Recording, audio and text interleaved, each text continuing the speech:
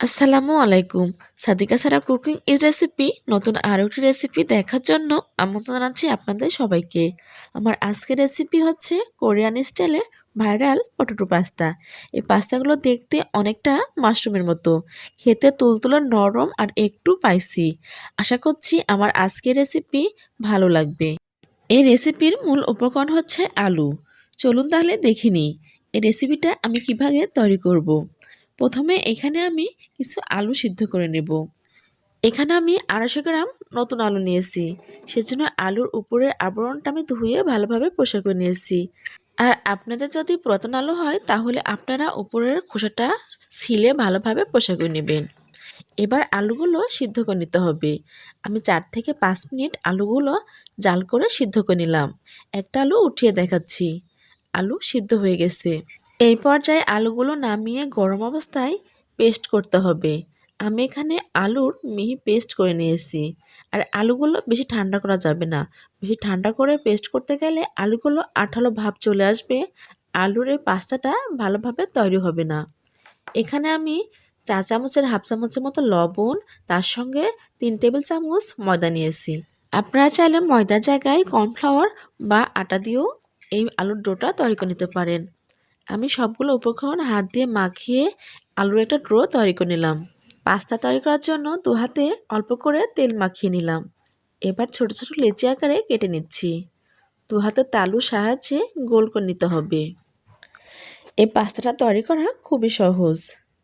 আমি সুন্দর করে গোল করে নিলাম। এবার একটা বোতলের সাহায্যে আমি পাস্তার শেপটা দিয়ে নেব। আমি এখানে ছোট সাইজের একটা বোতল নিয়েছি। আপনারা যে কোনো বোতল দিয়ে এই পাস্তার শেপটা দিয়ে নিতে পারেন। কাচের বোতল বা প্লাস্টিক বোতল হলেও হবে। পাস্তার শেপগুলো আমি মাশরুমের মতো করে দিয়ে নিচ্ছি। বোতলের মুখ দিয়ে এভাবে চাপ দিলেই মাশরুমের মতো পাস্তার শেপগুলো হয়ে যাবে। আর তেলটা মাখিয়ে নিলে বোতলের মুখের সঙ্গে পাস্তাগুলো লেগে যাবে না। অনেক ইজিভাবে বোতলের মুখটা উঠে আসবে। একইভাবে সবগুলো পাস্তার শেপ আমি দিয়ে নিচ্ছি। আমি পাস্তার শেপগুলো মাশরুমের মতো দিয়ে নিলাম। আপনারা আপনাদের পছন্দ মতো শেপ দিয়ে নেবেন। এখানে অনেকগুলো মাশরুমের শেপের মতো পাস্তার শেপ তৈরি করে নিয়েছি। এবার পাস্তাগুলো কিছুক্ষণ সিদ্ধ করে নিতে হবে। সিদ্ধ করার জন্য এখানে চুলাতে আগে থেকে আমি একটা পাতিলে পানি গরম করে নিয়েছি। এবার এই ফুটন্ত পানির মধ্যে এক এক করে পটেটো পাস্তা শেপগুলো আমি ছেড়ে দিচ্ছি। সবগুলো পাস্তা ফুটন্ত গরম পানির মধ্যে ছেড়ে দিয়ে কিছুক্ষণ রান্না করতে হবে। কিছুক্ষণ রান্না করলে পাস্তাগুলো সিদ্ধ হয়ে যাবে। আর পাস্তাগুলো যখন সিদ্ধ হয়ে যাবে তখন উপরের দিকে ভেসে উঠবে। ভেসে উঠলে বুঝতে হবে পাস্তাগুলো ভালোভাবে সিদ্ধ হয়ে গেছে। এবার একটি ছাঁকনির সাহায্যে সঙ্গে সঙ্গে উঠিয়ে নিতে হবে। ফুটন্ত গরম পানি থেকে পাস্তাগুলো উঠিয়ে নিচ্ছি। আর উঠিয়ে পাস্তাগুলো সঙ্গে সঙ্গে ঠান্ডা পানির মধ্যে রাখতে হবে। একটা বাটিতে বরফ পানি রেখে দিয়েছি। পাস্তাগুলো গরম পানি থেকে উঠিয়ে সঙ্গে সঙ্গে ঠান্ডা পানির মধ্যে রেখে দিলাম। এতে করে পাস্তা কুকিং প্রসেস থেমে যাবে এবং পাস্তার টেক্সচার পারফেক্ট হবে। কিছুক্ষণ ঠান্ডা পানির মধ্যে পাস্তাগুলো রেখে দিয়েছিলাম। এবার ঠান্ডা পানি থেকে একটা ছাঁকনির সাহায্যে উঠিয়ে আরেকটা বাটিতে নিচ্ছি।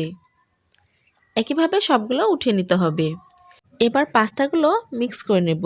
প্রথমে নিচ্ছি 1 টেবিল চামচ পেঁয়াজ কলি, তার সঙ্গে নিচ্ছি কাঁচামরিচ 1 চা চামচ ছোট ছোট কুচি করে, নিচ্ছি চিলি ফ্লেক্স 1 চা চামচ। ঝালটা আপনাদের টেস্ট অনুযায়ী আপনারা কম বেশি করে বাড়িয়ে নেবেন। দিচ্ছি 1 চা চামচ লাল মরিচের গুঁড়া, তার সঙ্গে দিচ্ছি 1 টেবিল চামচ টমেটো সস। আর এই নাস্তাটা যদি বাচ্চাদের জন্য তৈরি করা হয় তাহলে ঝালের পরিমাণটা কম দিতে হবে, কারণ বাচ্চারা ঝাল খেতে পছন্দ করে না।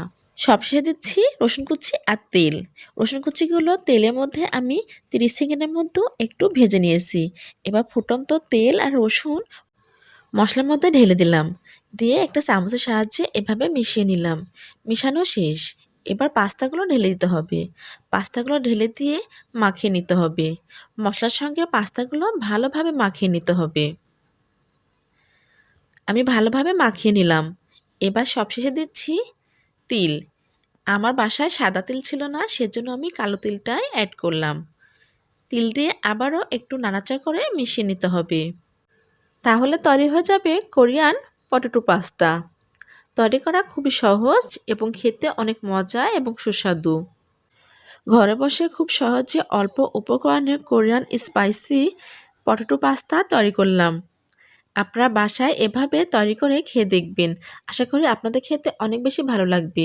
আর সকালে বা বিকালে নাস্তায় এই পটেটো পাস্তাগুলো রাখতে পারেন। আর আমার আজকের রেসিপি ভালো লাগলে লাইক, কমেন্ট, শেয়ার এবং সাবস্ক্রাইব করবেন।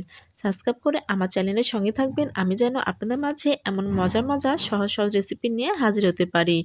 আর খেতে কেমন লেগেছে আমাকে অবশ্যই কমেন্ট বক্সে কমেন্ট করে জানাবেন। সবাই ভালো থাকবেন, সুস্থ থাকবেন। সবার সুস্বাস্থ্য কামনা করে আজকের মতো বিদায় নিচ্ছি। আল্লাহ হাফেজ।